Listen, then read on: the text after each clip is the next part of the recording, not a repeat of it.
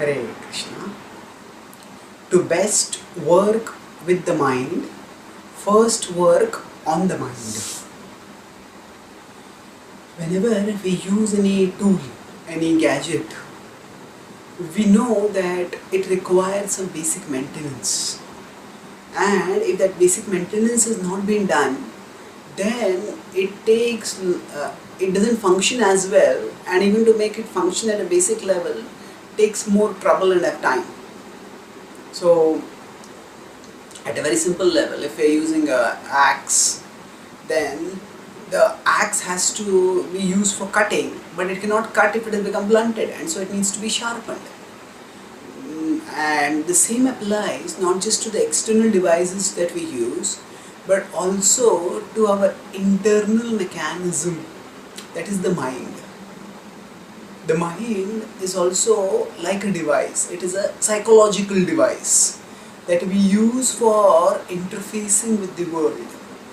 And when the mind is alert and sharp, where it is clear of infatuations and preconceptions and obsessions, then it facilitates clear perception and focused action. But just as when an axe is repeatedly used, it becomes blunted. So similarly, when we use the mind to focus on, to do things, to perceive things, to analyze things, to channelize for executing things, then by this the mind slowly becomes blunted. And when the mind becomes blunted, then we can't function properly. So we all experience this when we say that, oh, I'm mentally tired now. Now what do we exactly mean when we are mentally tired?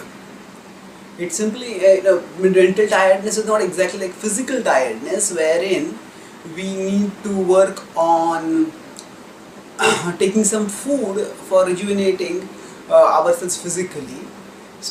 So the mind is subtle, and so there is no gross food for it, but there is a corresponding food that can nourish us internally.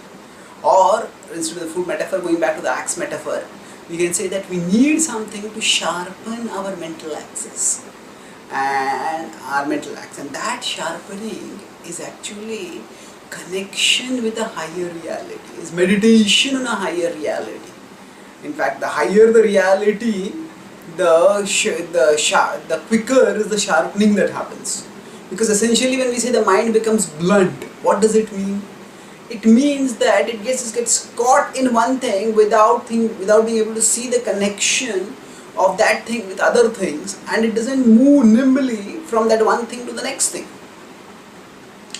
But when the mind is connected with the higher reality, as we say idiomatically, to see the big picture.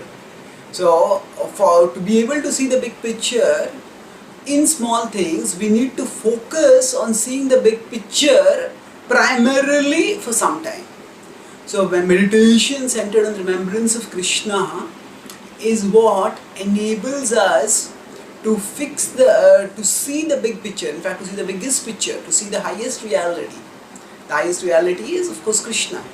So when we remember Krishna, then by such remembrance, our mind, the rust or the rust that has been formed in the mind, the exhaustion that has happened, that gets dissipated.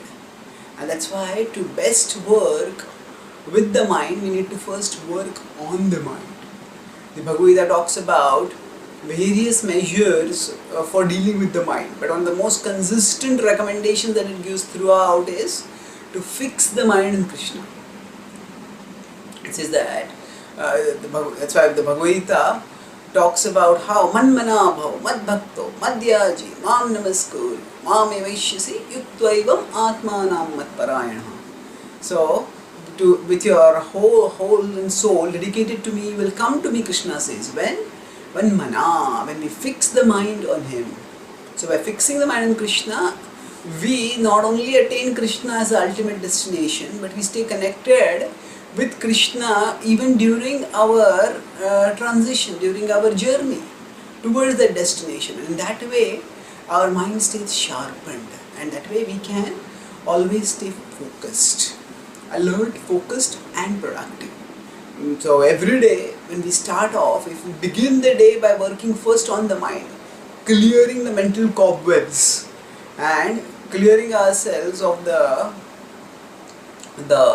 tiring effects that come because of various issues, and we fix the mind, fix our consciousness on Krishna, then that will enable us to deal with various issues in a far more productive way than what would be otherwise possible if we are trying to work with a blunt mind. That's why first work with the mind, then we can work best with the mind. Thank you.